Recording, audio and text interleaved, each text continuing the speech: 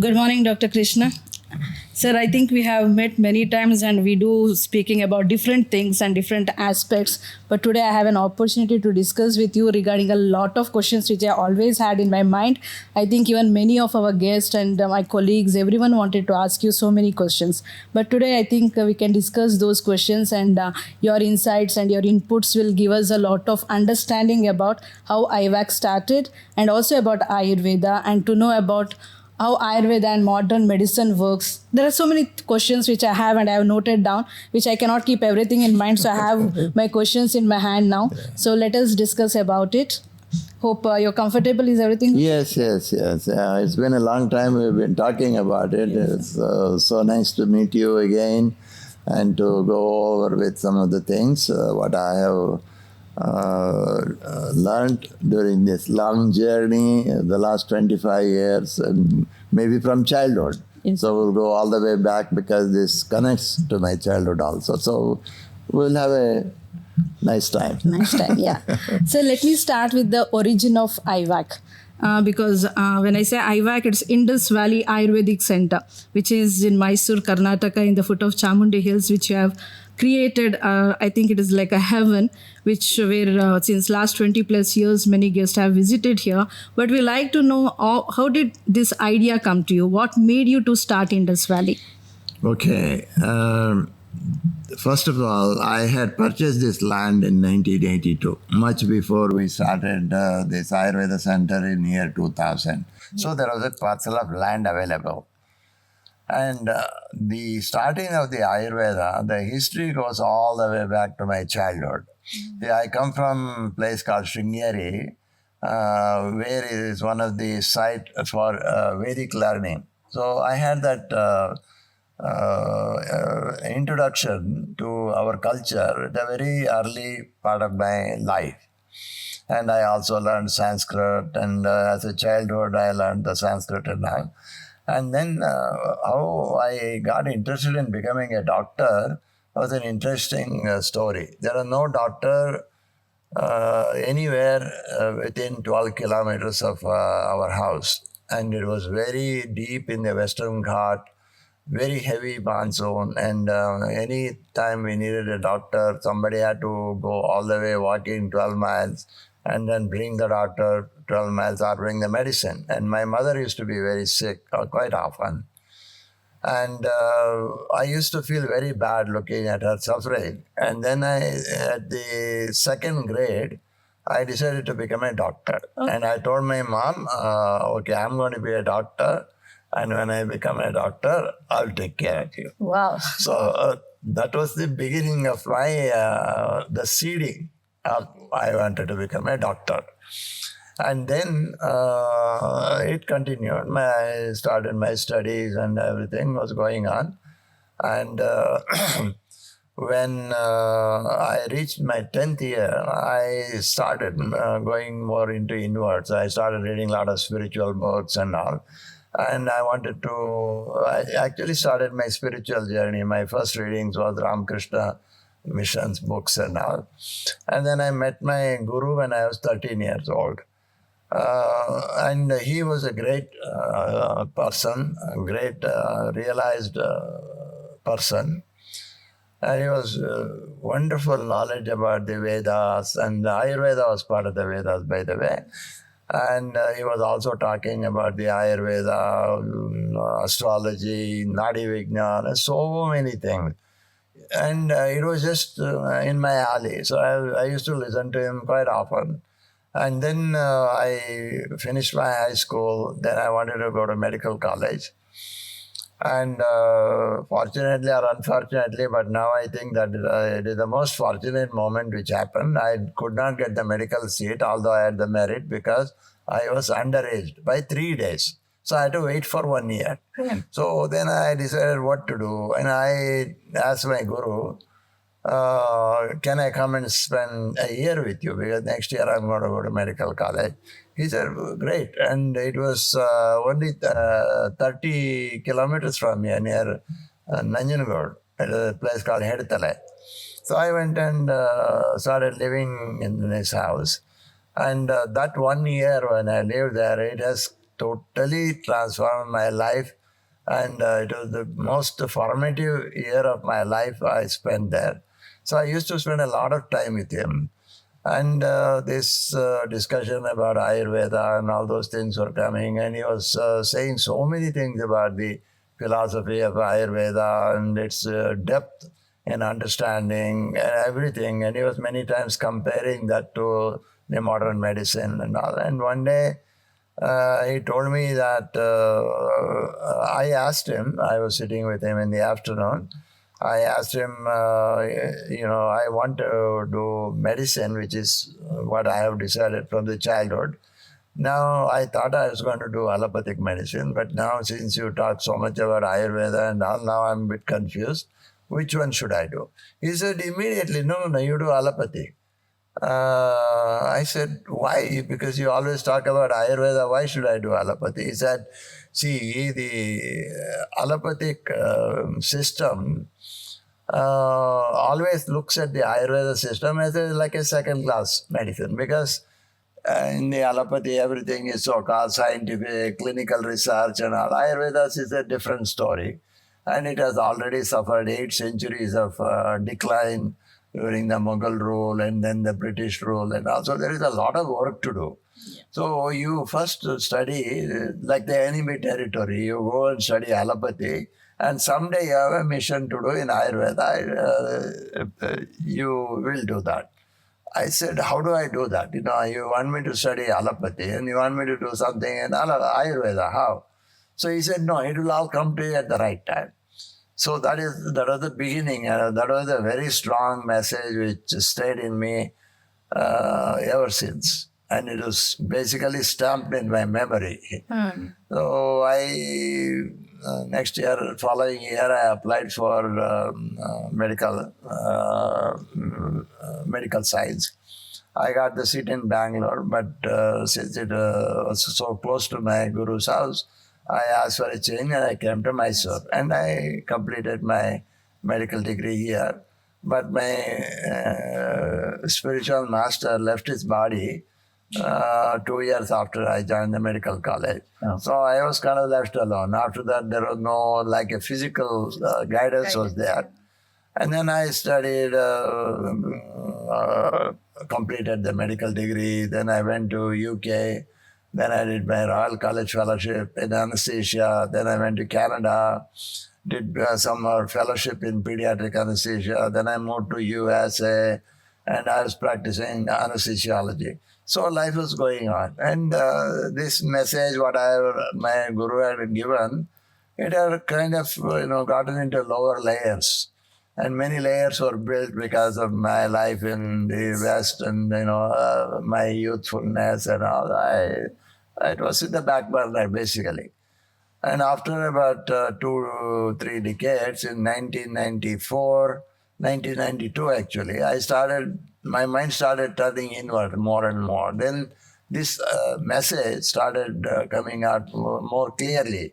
Then I decided to quit medicine in 1994. I came back to India. And I had this 5 acres and I started talking about starting an Ayurveda. And I didn't know much about Ayurveda. And more so, I didn't know anything about business also. So I started contacting some Ayurveda specialists, especially Dr. Krishna. He had helped me a lot. And we started talking and we started planning what to do and all. We basically started an Ayurveda center in year 2000. So that was the very beginning of that. So that is how it started. And today we are here. And of course, there are a lot more to talk about, the challenge, this, that, and all those things. So that's that. But that is the overall, an answer to your first question. Sir, as you are also into spiritual, I think you believe in people telling each person is born for a reason on this earth, right? I think after hearing all your stories about how you started with your childhood and getting a dream of becoming a doctor at the class 2 is not so easy. I think you were born only to, to flourish Ayurveda. That is how I feel after listening to your story. Because I think there was everything linked with your dream of becoming a doctor at the age of 2 itself, and connecting with your master, and then doing a allopathy practice, and then again having the insight of coming again to Ayurveda and studying and creating this big empire. I think it is really you were born to do this. I think so. When you have a vision and the vision is really strong in you, everything starts happening. They say being a real visionary or having a real vision is most important. Whether it materializes in this life or lives to come, it doesn't matter. So I guess most of it has come in this life because that vision was so strong, and it was rooted very early in my age. And of course, the divine grace was there. Yes.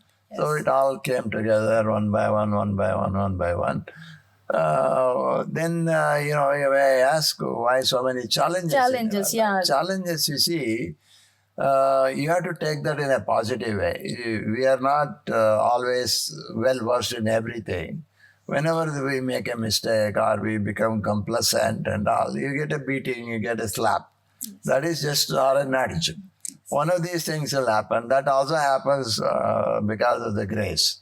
So I have that anchor in that message. So whenever I have a challenge and all, I just go silent and I keep praying. Why, I'm trying to do what you have told me, but I'm challenging this. So something happens, and some messages will either intuitively occur to me, or some events happen, and it steers into the right direction. Yes. And those challenges will disappear. So that has been my experience all through my life. So now whenever there is a big challenge comes, I don't panic. I just calmly look at it and see what is the message behind it, and then slowly the challenges will disappear. Sir, when you say about challenges, while you were setting up the center, Indus Valley Ayurvedic Center, what were the challenges you faced? It may be regarding operationally, or it may be regarding Ayurveda. As you were not from the Ayurveda background, in order to do the Ayurveda center, there may be a lot of challenges. So if you can tell what challenges you faced, I think if anybody is looking to set up another Ayurveda center in the world, so they can understand and they can have more inputs from you. Yeah. It's a big question because I have a long answer to this. Just a couple of them, sir. No, the challenge will come. First of all, I'm not a businessman. Okay, now maybe I'm a little bit businessman now. At that time, I was just a doctor who just quit the profession and came back. So business was not in my brain or mind at all. And then I did not know exactly what an Ayurveda center should have. What should be the qualification of the employees who come there? What should be the construction has to be that way. Things like that. Everything was a challenge. So Dr. UK Krishna, I told you, he was one of the best thing which happened to me.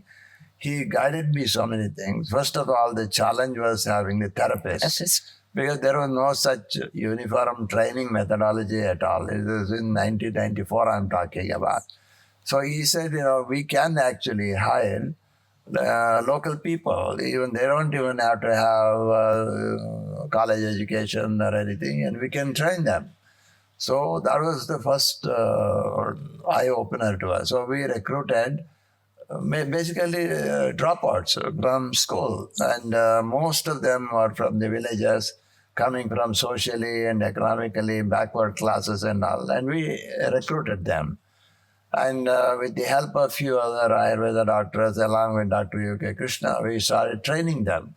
And, I had a good knowledge of anatomy, physiology, and also we modified all the strokes, various strokes in the massages and the treatment and all. We refined over the years many, many, many, many times. So now today we have a very well-refined therapist training program. And then there was a problem with the Ayurveda cooking. So what we did was we recruited some people, and our own doctors, Ayurveda doctors we had, they taught them how to do Ayurveda cooking. So that is how we started doing the Ayurveda diet program. And then there was a challenge about designing the Ayurveda treatment room. There, my Western education and working as an anesthesiologist came into handy. See, if you are a doctor, an anesthesiologist, and you are working in an operating room, everything has to be perfect. If you are going to do one surgery, you have to have a complete mental walkthrough.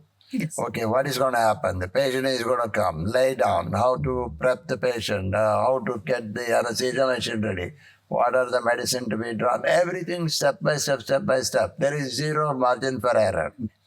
So I was trained in that for so many years, so that came into handy. So I talked to all the doctors and say, okay, if you are going to do panchakarma and treatment, what do you need in the treatment room? How does it work? So they explained everything to me, and I was very fast with that. And then I went and designed an anesthesia, the therapy table in the panchakarma room. And what happens then, after the treatment, there is a lot of oils used. Then the shower has to be there, steam has to be given. So everything was very systematically designed. And in fact, at that time, a design of a treatment room was not very well practiced anywhere, at least not that I know of. There wasn't anything available. So we designed the anesthesia table. We thought of the event flow. Everything was done very beautifully, and that caught on over a period of time. And today, a lot of people are copying our system. Which I'm very happy. Yes. And many times they ask, why don't you patent this, patent that, or trademark this, and don't let them do the video and all. I am totally against doing any of that, because I say, look, more people copy this, better it is for Ayurveda. And my mission is to bring Ayurveda to modern, in front of the modern medicine. That was the message I was given. I don't want to put any restrictions to whatever I know, because it is not my knowledge. It is my Guru, out of his grace, is giving his knowledge. Let it go. Let everybody learn this. I was one of the person who was always fighting with you for this, because I never wanted to give our SOPs, because we had prepared so nicely the standard operative procedures, which you had prepared, and I was always scared to give that SOPs to anyone. No, I don't have that restriction at all. Let everybody learn. See, if you really look at it today, imagine the Ivy League or the Harvard. Harvard is still today training people. Now, if somebody goes and tells Harvard professors, and don't do this, they are going to start another Harvard, another all over the world. How many Harvards can you see now today, even today? So when you are pure and you give the knowledge out, it will only bloom everywhere. Yes. Yeah. Yes. Thanks for your answers, sir. Sir, next I want to know about the philosophy. What was the purpose and philosophy? You often say IVAC helps people remember health. What do you mean by that, sir? See, the Ayurvedic philosophy is so profound. It says that when body and mind in perfect order, that is the perfect health. When you are in perfect health, that is conducive for meditation or the spiritual journey and the realization of the truth. And the very philosophy and the purpose of Ayurveda is to realize the truth, or why you are born, or who you are, to find out who you are. That is the realization of the truth. So that is the very fundamental message of Ayurveda along with the yoga. So I don't know of any system of medicine which has a definition like that. Yeah. It says, even World Health Organization says a definition of health and this and that and all. But Ayurveda's definition is very, very fundamentally very deep. Yeah. So when you have very balanced doshas, there is actually on Sanskrit sloka, that is samadosha, samagnisha, samadhatu malakriya. It goes all that way into your digestive system, how to keep your mind in balance and everything. And that person is the healthy person. And now I think WHO has adopted some of that principles, but at that time, thousands of years ago, when they defined the purpose of Ayurveda, it was an amazing, amazing heritage we have. Sir, how does Ayurveda differ from conventional medicine in the understanding of health and well-being? See, after the allopathic medicine started, which has got a history of about 400 years, okay, the so-called scientific researchers have started. Anytime a medicine is wanted to be tested, whether it works on a person or a disease or not, there were very systematic approaches, clinical trials and this and that and all, very systematic. So because it became so systematic, it started gaining more importance. Ayurveda's history is very different. Yes. There it was all by observation. There were no all these scientific tools and all those are not available at that time. But those sages were so smart and they were able to see things in many dimensions. And also they saw the connection between the cosmos and our own being. And the fundamental elements, which are 5 elements, the space, the air, the fire, the water, and the earth. These are the 5 fundamental elements in the universe. There is nothing else in this universe beyond that. It is there everywhere, including an atom and the smallest particle. All these 5 elemental principles are represented. So when they saw the same thing going everywhere but manifesting in a different way, so they started getting the connection between the cosmic connection to our being.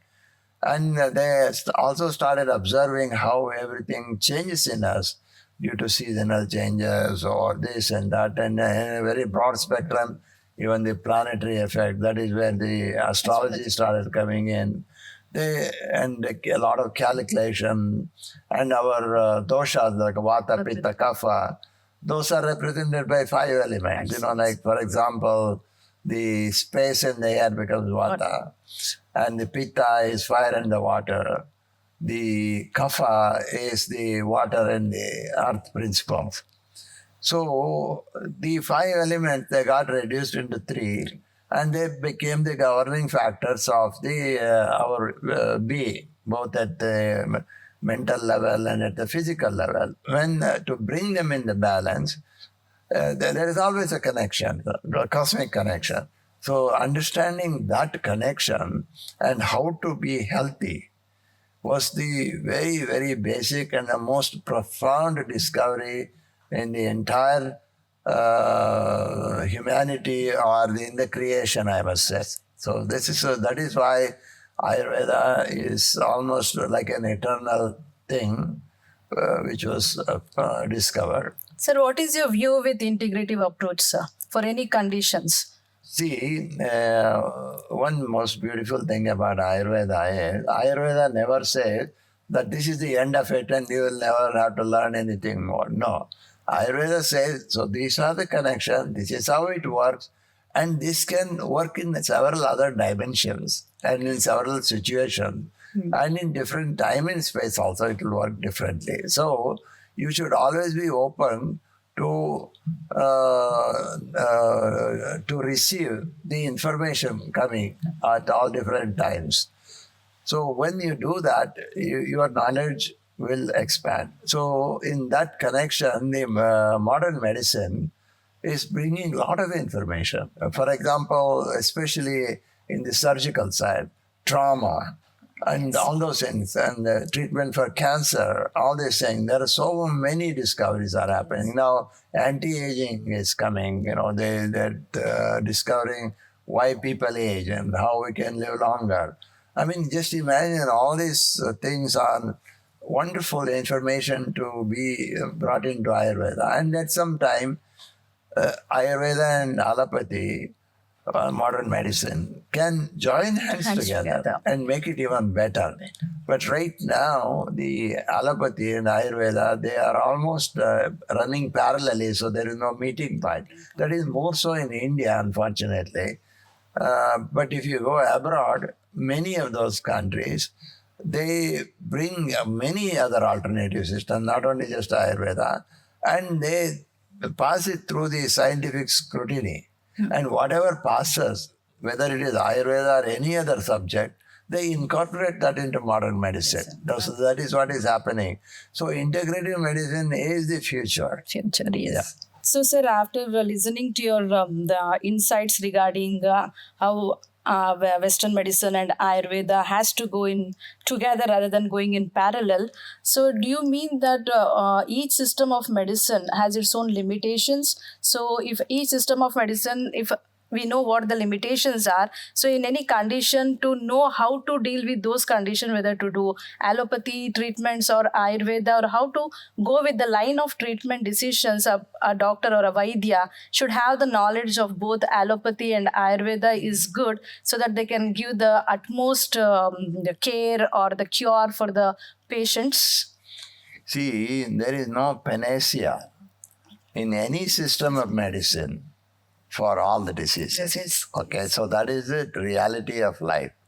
Now, for example, if somebody goes and gets in an accident, breaks a lot of bones, do you think Ayurveda can fix it? Impossible. They have to go for surgery, correct? Yes. Yeah. And let's say if somebody has a cancer, now since Ayurveda's time, cancer has, there's so many hundreds of different types of cancer, different stages, there are protocols set up and all. So you have to approach the modern science. But there are a lot of side effects on that.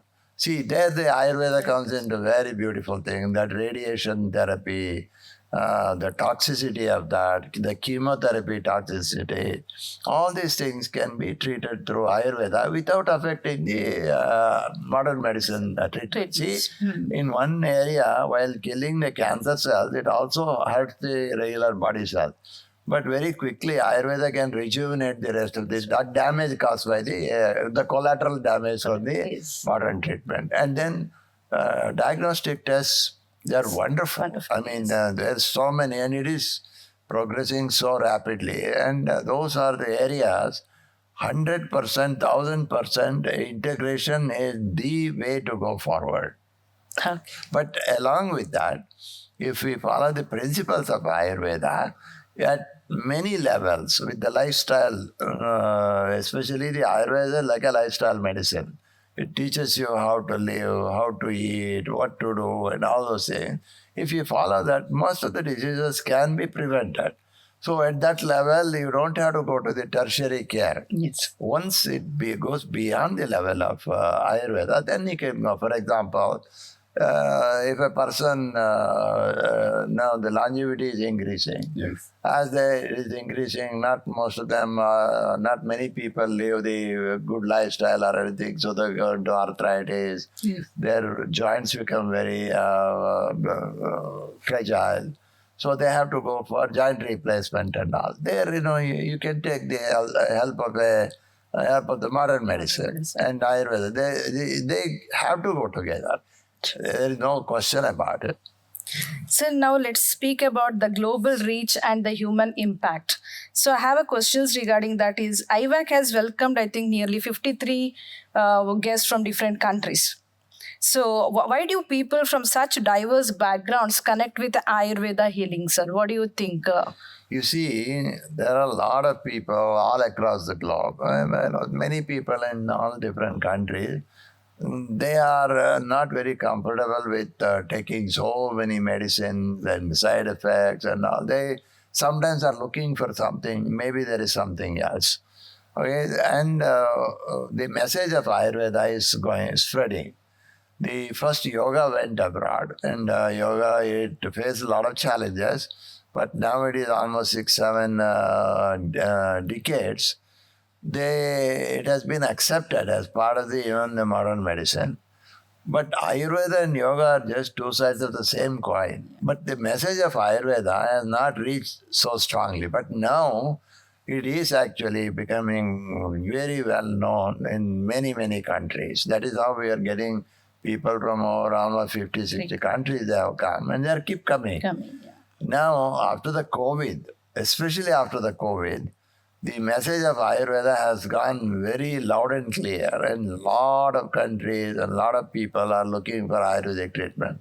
And in fact, in our own business, has increased in multifold after the COVID. COVID, yes. 1 or 2 years we suffered, but then now a lot of people from so many countries are coming here. Yes. Because that message has gone loud and clear. So there is a great benefit in Ayurveda, and it is a system which is going to stay forever because it is rooted in the very connection of our own existence to the cosmos. That cannot disappear. No? So Ayurveda is here to stay. Sir, I understand that with all these years, 25 plus years now, there are many people who have got benefited with Ayurveda and especially getting treated at Indus Valley Ayurvedic Center. So can you just share us at least one story of any guest which you feel that would be good to for our audience to understand how he or she got benefited with it? Well, I can tell you a lot of stories, but that takes a lot of time. But some of the things, one story I can tell you. See, for example, ulcerative colitis. Ulcerative colitis is very difficult to treat in the modern medicine. Yes. And the side effects are many. See, there was one lady in her 60s. She was having ulcerative colitis for decades. And she was going to bathroom at least 14, 15 times a day. And she was so miserable. And somehow she came over here and she got the first 21-day treatment here. And she felt really good. And she went back and she was very good for 1 year. But after that, slowly, some symptoms started coming back. So she came back second time, third time. Now she's coming back the fourth time. Not that, her ulcerative colitis has become very severe because she believes in Ayurveda now. She wants to become even healthier than what she has been there. But her ulcerative colitis is almost cured. On the 99%, it is cured. But she wants to maintain that, so she is coming. And, there are other people. There was one lady, French lady.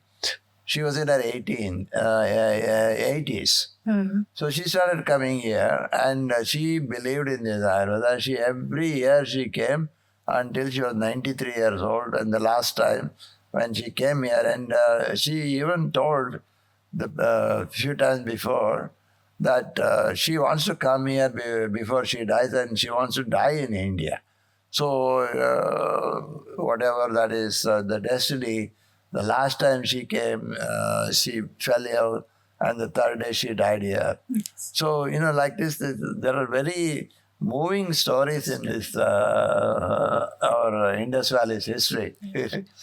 Sir, sorry to ask you another story because with the nowadays generation, the youngsters maybe in the Western countries or even in India nowadays, they have a lot of problems. It may be with the relationships or with the parents, or it may be the way to balance their emotions. They don't know how to manage it, and they are with a lot of stress and depression, anxiety and mood swings and a lot of anger issues and all. I think I like to know one of the stories because I know you have treated and helped many of the youngsters in these cases. How do you want to tell about it? See, it is a very complex problem. The complexity has come that generations together, because of our exposure to colonial rules and all those things, many parents have forgotten the true value of our culture. And they're not able to explain that to the children. Modern, the children, they're very intelligent. They're exposed to so much, especially with the social media, the artificial intelligence. They have so many things. And parents have a tendency to say, do this, do that, things like that. They don't understand, why should I do this? What is the reason for this and that?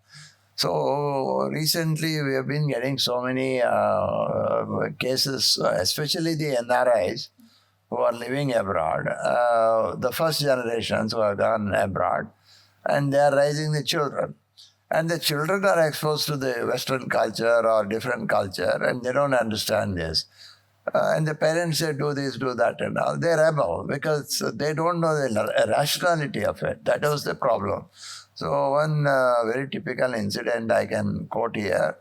A mother and a son came here. Son was in his 20s, and the mother was brought up here very much exposed to our cultural thing, the pujas and various prayers, this, that, and all.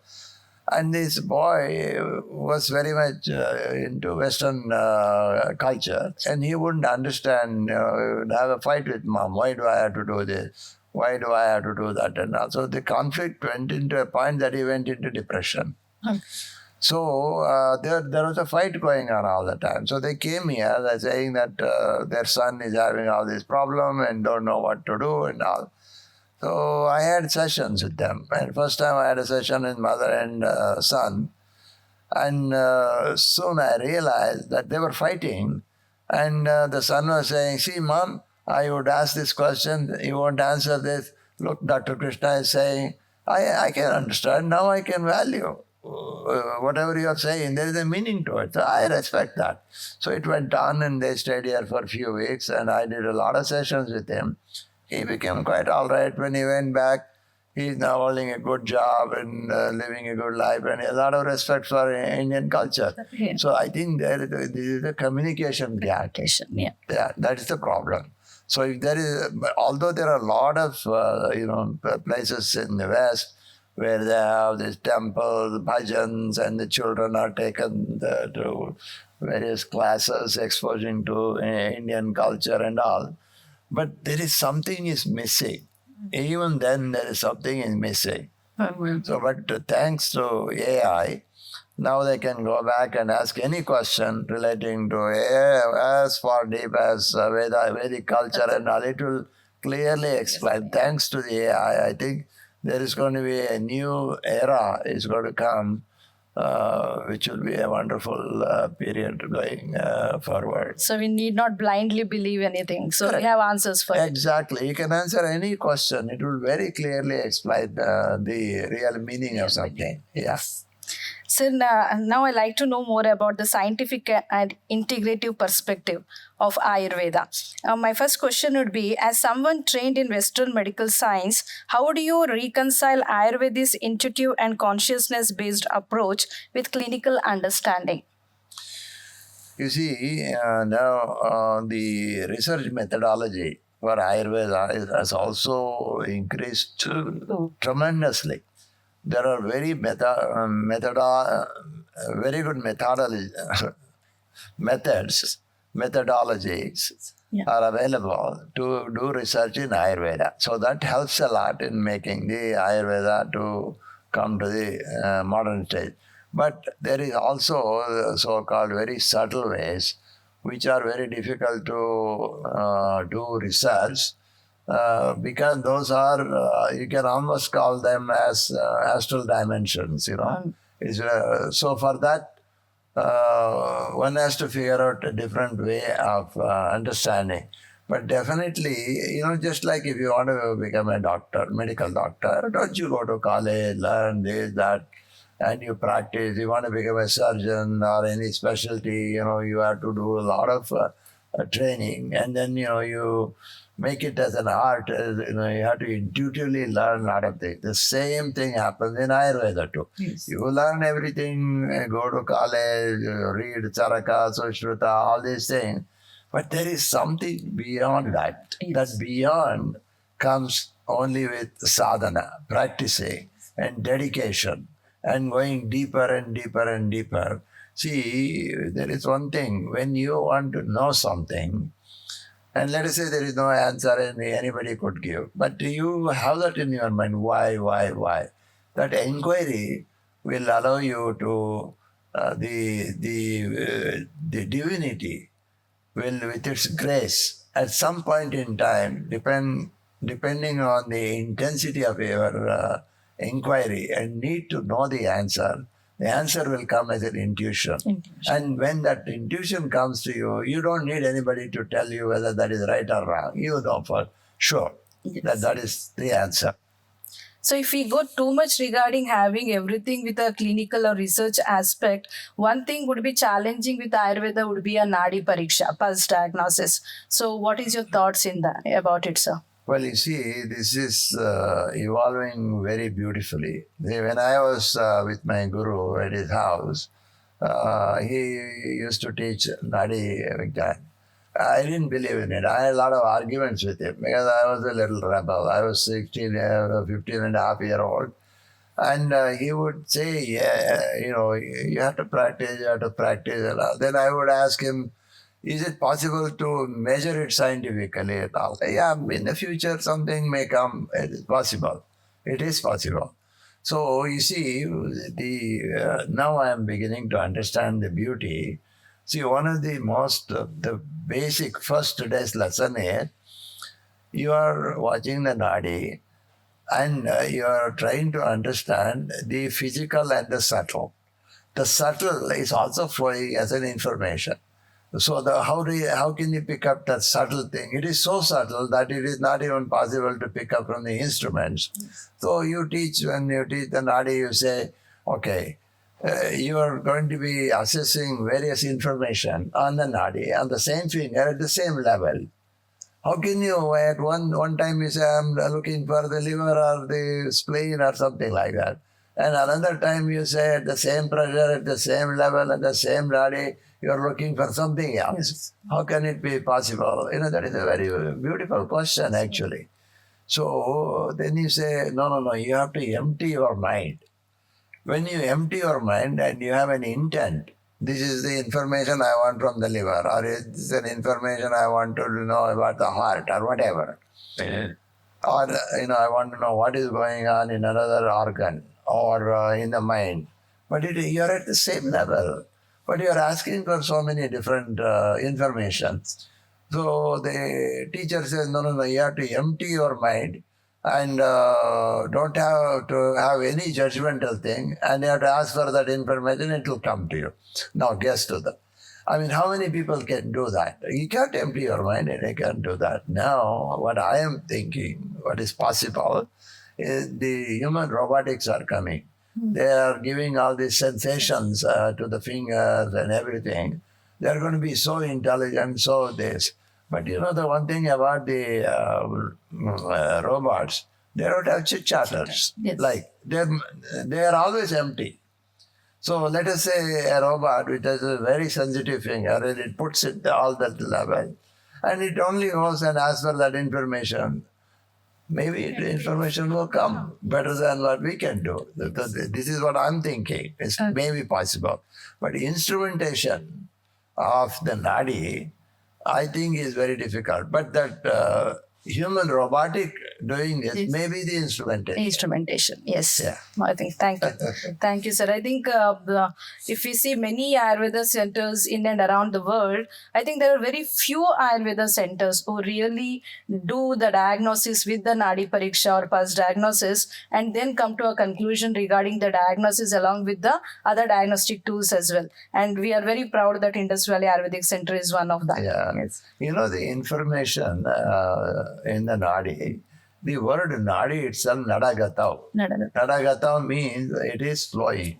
The information is flowing. The information is a frequency.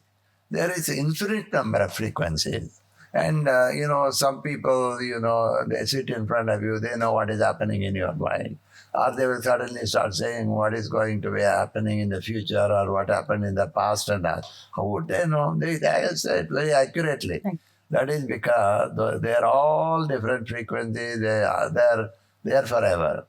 So any person who has the capacity to reach those frequencies, they will immediately, like a radio, you tune into different frequencies, you hear broadcasting, that's the same way they receive the information.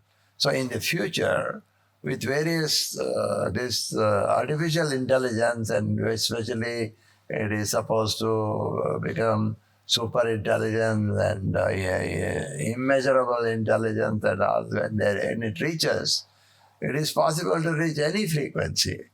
Anything is possible. Yes. Thanks for the information, sir. Sir, I want to ask the last question now. What do you see as the next stage in IVAC's journey? Both it may be locally, domestically, or internationally. Or what is the future vision of IVAC? Well, to be honest with you, my guru told me that my mission is to bring Ayurveda to the forefront of the modern medicine. And you are asking me the mission. Recently, I felt one day, there are so many challenges here. And I felt like, I'm hitting my head against a rock. I didn't know where else to go. And, I'm 78 years old now. Which you don't look like, anyways. Thank you. And I did a prayer. I have been doing all this. I'm facing so many challenges. I don't know what else to do. And ever since I did that prayer, a lot of things are happening. A lot of changes are happening in our organization. So many moments are taking place. And I think that is because a message, well, don't be in despair. Things are happening. Just have faith and keep doing things. So that is where I am right now. Thank you, sir. I think we got a lot of information about IVAC and Ayurveda, and there were so many questions regarding research and how Ayurveda and allopathy has to merge together and all these questions. And I think we have so many answers from you. Thanks for your time. Oh, you're welcome. You're welcome.